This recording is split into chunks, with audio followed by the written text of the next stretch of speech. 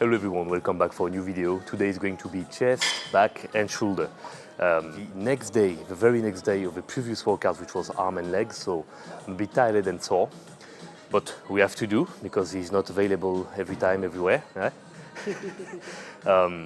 I'm starting out with Incline Smith, and I'm feeling extra sore around the shoulder and pretty tight from yesterday. So this is where this type of programming can shine. Perfect example, because the exercise rotation make it so that even though it's the same joint, it is not necessarily the same kind of stimuli for the muscle, not the same kind of stress. So even though yesterday I did bench press, basically, I'm confident that today I will be able to still do well on the Incline Smith. It's just that I have to manage the volume in the recovery. So technically, I do 1 day on, 1 day off, but today is going to be 2 days on, and it's not going to be an issue.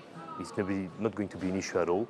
And I start with chest because this is the thing that I really want to develop the most. And compared to the back, which is a strong point already, I do not have to push at the same kind of effort and involvement just to develop it. Okay, let's go.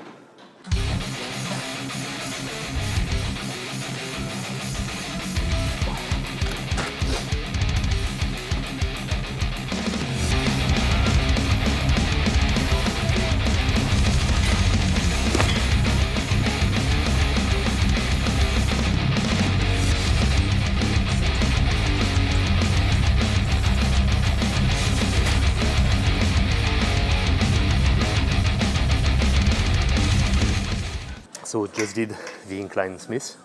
I do it because I need something to work my chest, and especially biased as much as possible the upper chest, which is really something lacking for me, and something that I really want to bring up. Second is because I'm not very comfortable with very flat press or decline press. I am always better shoulder health wise with incline and OHP. And so for OHP, of course, it's going to be more delt. So for chest, I would rather do incline variations rather than a flat variation. The 30 incline is because this is the balance between me going as heavy as possible, being comfortable, and also being able to really work pretty good the chest in a weird position. So it's really more about literally my comfort and me pushing through rather than, you know, like a specific science-based study, whatever, with a specific secret angle.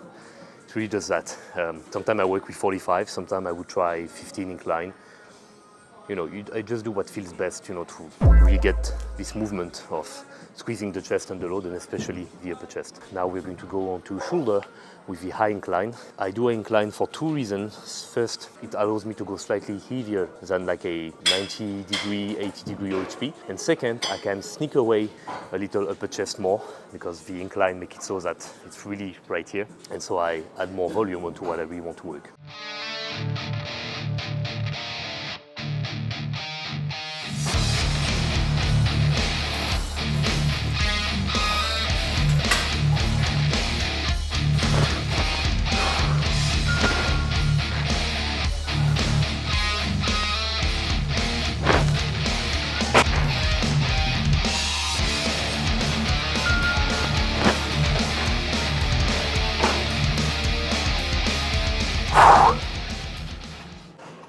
Okay guys, you see me doing a shit ton of stuff with the band, and you might be wondering why. And the thing is that band is like the best tool to warm up, the absolute best tool. And so since I'm doing movements where basically all the shoulder joint is going to be recruited, but I also need to have some stabilization, I like to do my L-fly in between sets. I was quite surprised that many of you do not know what an L-fly is, and it's maybe because of a name in French, or like in France we say L-fly, but it's really like the car hijacking, I don't know, like the auto stopper. So you know when you are walking and you want like a car to stop for you, you're doing this. And that's basically the same thing. Between every press, I'll do this to warm up the rear delt, warm up the external rotator that will compete and balance out all the chest and deltoid activation that we'll have on presses. And furthermore, it's also going to allow the shoulder capsule to be more stacked and warm back there where everything is supported. So you got a 3-in-1 warm-up where you get your shoulder ready, you get a nice pump where it's needed, and you also reduce the risk of injuries on your very heavy presses. And if you were to do this on cable, which we are going to do at the end of the workout, it's also a fantastic way to work both your rotator cuff but also your deltoid muscle with high isolation, very targeted, specific exercise. That's why you see me do so much stuff with the band and I encourage you to do so. I made a video about like a warm-up guide, so you can check it out right here. All right, guys, now we are going to go to my favorite OHP variation that I'm very happy to do here, and that is the BTN press on the Smith. I am going to channel my inside leveron and press 4 plate. This is my favorite exercise for a few reasons. First, it is extremely comfortable for me to have this very deep external rotation range of motion. Second, it is a movement where everything is already aligned. All you have to do is press down, press up. So there is not like G curve or like thinking about the trajectory of a bar, even less so on the Smith. And there is not much need of wrist mobility, flexibility. The bar is like literally on your palm already, and you just have to press. That's it.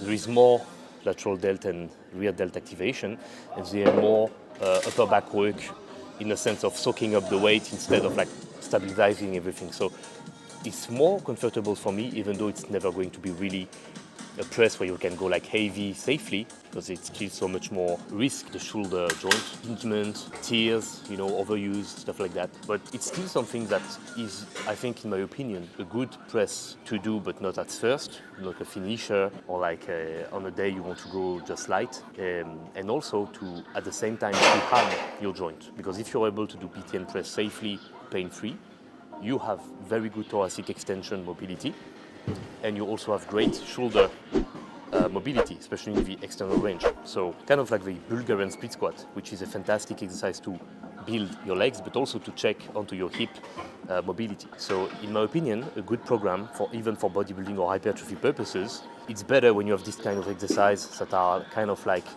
hypertrophy, but also health, prehab focused.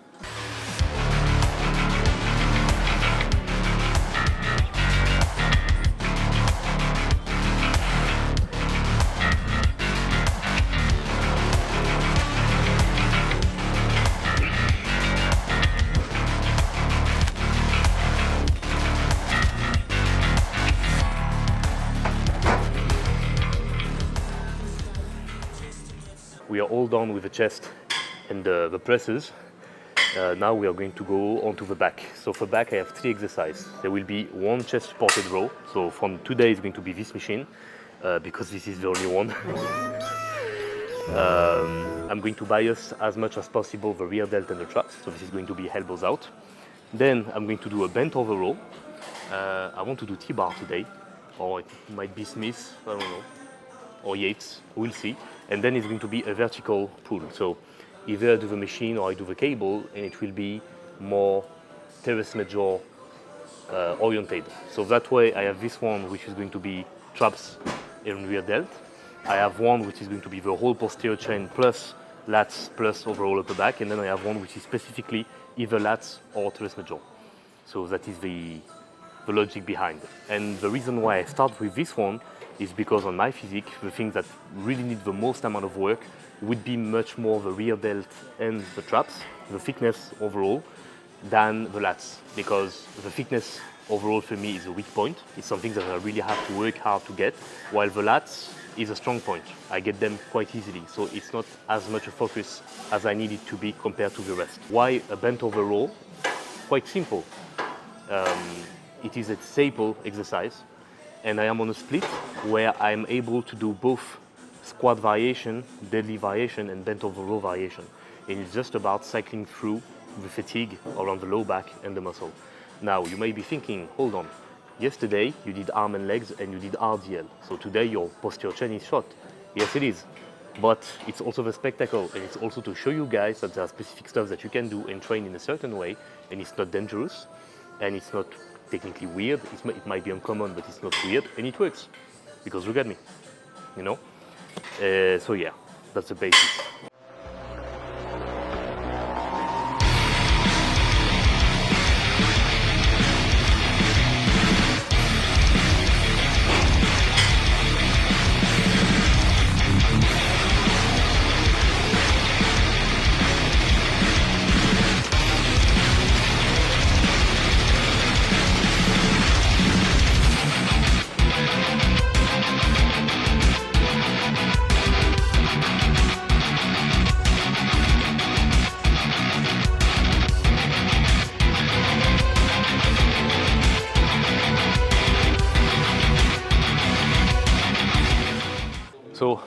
bar down.